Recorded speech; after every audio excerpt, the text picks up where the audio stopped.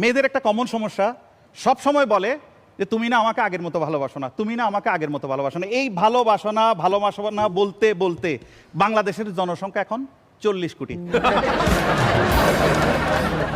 এই যে বাংলাদেশে এত জনসংখ্যা বাড়ছে, তার 50%-এর বেশি জনসংখ্যা বাড়ছে খালি একটা কথার উপর বেস করে।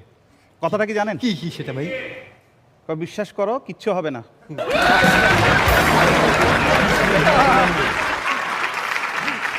আসলে পুরুষ মানুষকে নিয়ে একটু কথা বলবো।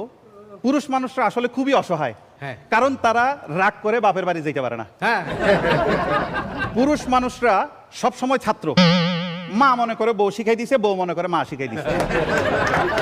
ছোটবেলা মা বলে বাবু তুমি কিচ্ছু বোঝো না, বড় হওয়ার পর বউ বলে তুমি কিচ্ছু বোঝো না, এখন বাচ্চা কাচ্চারা বলে বাবা তুমি কিচ্ছু বোঝো না।